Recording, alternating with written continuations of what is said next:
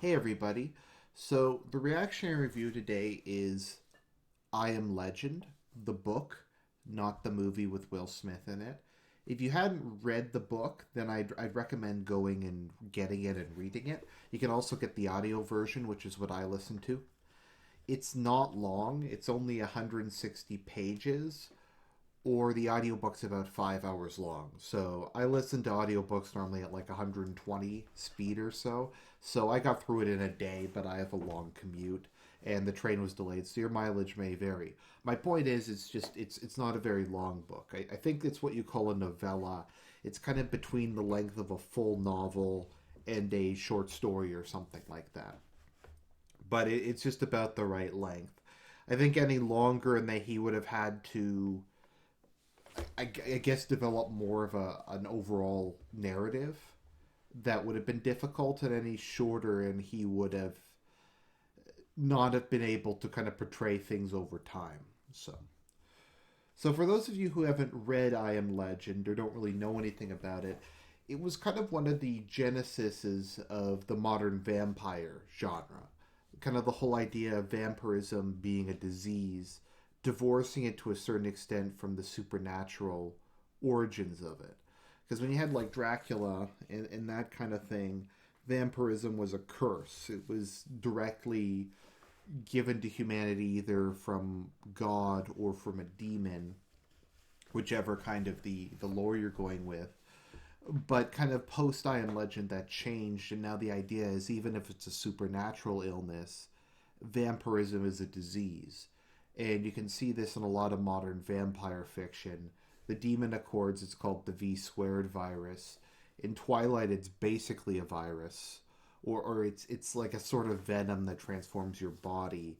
But my point is, kind of post that, vampirism took on more of I don't know if scientific is the right way to put it, but it was treated, I guess, as kind of more of a real world thing. And sometimes it's an extension of the zombie genre, and sometimes it's more of a supernatural horror genre. But it kind of goes back and forth between the two. So, in the world of I Am Legend, Robert Neville is the sole survivor of a pandemic that's killed the rest of humanity off. The people who survive, the people who are infected, behave like vampires. Sunlight hurts them. They're afraid of crosses, looking in mirrors, stakes to the heart kill them, all these kind of things, and they're invulnerable to normal attacks. Like bullets don't hurt them, that kind of thing. So, pandemic is implied to have been caused by a nuclear war. So there's a nuclear war, and the radiation mutates bacteria, and the whole, I guess you could say, devastation caused by it has caused dust storms to go throughout the United States. And the dust storms rapidly carry the mutated bacteria, spreading the vampirism gene throughout the world. And human society collapses extremely quickly, and attempts at quarantining and burning the victims doesn't help because it's more spread by the dust storms that there's not a lot you can do about, as opposed to even mice or mosquitoes or other people. So Robert Neville's the only one who seems to be immune, have a natural immunity to it. He suggests that because he was bitten by a vampire bat like a decade or so ago, that's the reason for it, and that he had contracted, or he had fought off the full strain of vampirism, like the unmutated virus, and that gave him immunity to the mutated virus. But it's not really important. So as we go through the book, we see him trying to come to terms with being the last man on Earth, and he kind of goes through different stages. At first, he's angry and sorrowful and just becomes an alcoholic. Later on, he kind of tries to develop a purpose in life. So he kind of takes to exterminating as many vampires as he can during the day when they're in comas and they're sleeping. So he takes to staking vampires. He spends years basically trying to research the disease, trying to figure out what causes it, to see if he can come up with a cure, just to give himself something to do. And eventually he kind of gets comfortable in his hermit life. He has his fortified house, he has a projector, he has his records, he has a large stock of food. So he just kind of eventually comes to terms with the end of the world and just decides that he's going to kind of pursue a middle path of just reading, keep continuing his work, researching the virus, listening to classical music, and just kind of surviving. So his equilibrium kind of gradually gets shattered as first a dog shows up, and he tries for like months to get the dog to come into his house, and the dog is sick, and he tries to nurse it back to health, and he's just so desperate to have a companion, something he can touch, something he can talk to. But the dog dies, and then later on in the book, he meets a woman named Ruth, who he basically chases down and tackles and brings back to his house. And they spend some time together. And she tells him that she was another survivor from a city further away. And he doesn't really believe her. And ultimately, it turns out that she is a vampire who's been able to regain her sanity. And that a group of vampires who retained their sanity were able to develop a drug that treats vampirism. What's interesting in this book is there's a difference between living and dead vampires. Living vampires are those who are alive but are driven mad by the vampirism disease, whereas those who die, their bodies are reanimated by the vampirism disease. So those who are alive, they can give the pills to and can basically cure them or get the virus under control to the point where they can function fairly normally. But the dead ones, there's nothing they can do. And the new society has started to exterminate the remaining zombies. The remaining dead vampires. And their goal is to basically rebuild civilization. And they make clear to Robert that they're going to come for him, that they're going to come and kill him because he's become the boogeyman to them, because he's killed thousands of vampires over the years. And they kind of view him as their apex predator. Also, they confirm that as far as they know, he is the last human being to have survived the apocalypse.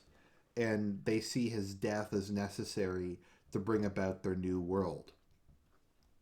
So Ruth asks him to leave, but Robert decides to stay, perhaps because he can't bear having to run away again. Perhaps he's just comfortable with his current situation, or perhaps he just wants contact with another being regardless of what it is.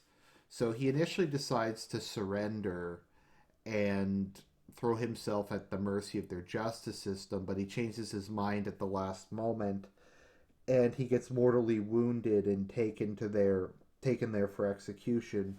However, Ruth slips him pills, and he's able to take cyanide and die before they can torture him to death. So it is a very well written book. It is very suspenseful. I just recommend reading it as a novel. But post-apocalyptic literature, I think one of the things that's so fascinating about it, and something that I don't think people necessarily focus on, is it really brings to mind the question of identity. What is it that determines your identity, yourself, your being, as it were? And my general contention is the mind, or it depends, because some people call the soul the abstract part of a person, and some people call the soul the psyche, or the personality, because they overlap, but they're different. The psyche is, or the mind is kind of where the abstract meets the concrete. It's kind of the combination of the biological brain and the abstract quintessence of a person, like the Platonic form of a person, at least in my understanding of metaphysics. But regardless, so what determines the soul, the shape that it takes? Because you have kind of the raw stuff that comes from both sides, but what shapes the persona, as it were? And I mean, I think there's, in my mind, there's memory is aside from kind of certain innate traits, memory is the self. And this is why, if you notice, whenever they have something like they hit the reset button, as they do in a lot of animes, like and they reset everything. There's an alternate universe. Everybody loses their memories. Everybody's like, it could be a happier world. Like, that's one of the things I hate so much about the alternate universe scene in Evangelion episode 26, because it's portrayed as being this happy world where Shinji can be happy, but it's not a happy world in my view, because it's not Shinji, because such a world would be a world in which Shinji would not have gone through the experiences that made him who he was. He is a result. His personality, his soul is forged as a result of his experiences. And to take that all away and to completely change the manner in which he grew up would be paramount, tantamount to killing him. It would basically be the same thing, but it would almost be worse in a sense, because it would be creating a lie instead of just letting, I guess, the reality die, as it were. So to my mind, it's there's always this question of, people ask me, do you regret things? Would you go back and do things differently? And to a certain extent, I normally kind of feel, despite looking at the past often with sorrow, I normally would say no, just because I am who I am because of the experiences that have created me.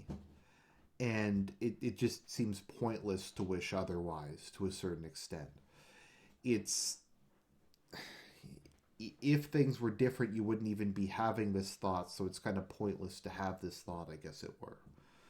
So that's kind of my thought, and that's why it's so important to kind of know the background of a character. And like I said, it's why I hate it when it's, this was all a dream, or I'm going to abandon all my experiences and go back home, which happens in a lot of animes I also watch. And it's just a common theme in fiction. When you leave that behind, you really leave yourself behind, and it's really a way of killing the soul. So I think the other thing I have to add on is, I don't just mean memory at a personal level. Personal level is certainly important, but society also has a spirit, a soul, if you will. And as with the individual, that is the result of memory, of the collective memory of a society which is formed over hundreds of generations, over thousands of years. If you look far back enough, our modern Western civilization has roots going back, well, as I said, thousands of years. Decisions that were made by the ancient Assyrians or the ancient Hittites or the ancient Egyptians have kind of remained within the noosphere, or the collective unconsciousness. They are a part of what led to what we are today. All the thoughts of our ancestors, all of their actions, all of their triumphs and tragedies influence the development of our culture, of the way we view the world, of the way we interact with nature. And to my mind, that is the other kind of component of the soul.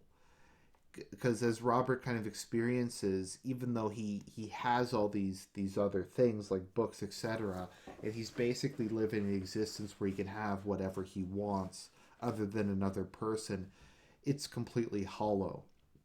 And there's a sense of despair. And that's something often I find some people tend to overlook in post-apocalyptic fiction, that it's all about the human drive to survive. And I kind of almost view it, it's not about survival. It's about whether or not you can endure the loss of identity that comes with no longer belonging to a culture or a civilization, no longer having any identity beyond oneself. To my mind, the physical survival thing isn't particularly always that interesting. What I'm kind of more interested in is, like I said, how does the psyche, how does the identity deal with the sudden lack of something greater than oneself, which is part of human nature. And to me, the tragedy that happens in post-apocalyptic literature is not so much the human cost, because people die throughout history. All men must die, as George R. Martin would say. all men must die. There's been plagues, there's been earthquakes, there's been fires, there's been war, there's been disease. But what happens when the apocalypse occurs and the civilization collapses is all of that accumulated memory disappears, or large chunks of it just fade into the aether, never to influence society again. In a very real sense, what it does is it breaks the great chain of being. Because there's a great chain that connects future generations, past generations, and yourself. And you're just one rung on this great chain. And there's a conservative concept called the democracy of the dead. I think that might be Chesterton. I forget who came up with it. But basically, the idea is, to a certain extent, you have to act as if your ancestors have a vote, because their sacrifices and their, like I said, triumphs and tragedies and decisions have created the world that you live in at the moment. And the world doesn't solely belong to you. It's something you've inherited, and it's something you're leaving to your children. So as I said, when you face the apocalypse, when you face the brave new world, as it were, you wonder what remains. Is it enough to just have whatever the particular person's personality is? Is their will to survive enough? And ultimately, does it matter? Because what will probably emerge afterwards is a completely different society. The great chain of being will kind of be completely severed and reconstructed. And to me, I always kind of feel in post-apocalyptic literature, there's never enough focus on regaining what was lost. To try to keep to heart the, I don't know, the classics of literature, the legends, the myths of a society, the manner of living, and the history. I think there tends to be a focus on letting the past die and moving ahead towards the new world. But for my mind, I guess for me, maybe I'm just more dependent upon it. If civilization collapsed, my first goal would be to try to preserve what remained and to restore it, not so much to try to make something new. Because I don't think you can just break the chain of being and say, I'm going to become a completely autonomous individual and I'm going to start a new society completely from the ground up. I think when you do that, like I said, it destroys your identity collectively, but ultimately individually, because it deprives you of that inherited wisdom of your ancestors, and it also denies you an ability to influence the kind of the collective unconsciousness of humanity, and in particular the society you grew up in. So I hope that kind of makes sense. I know I was kind of rambling and I probably shouldn't have recorded this so late at night, but I just kind of wanted to get my thoughts out. So I hope you enjoyed the reaction review, and I'll talk to you guys later.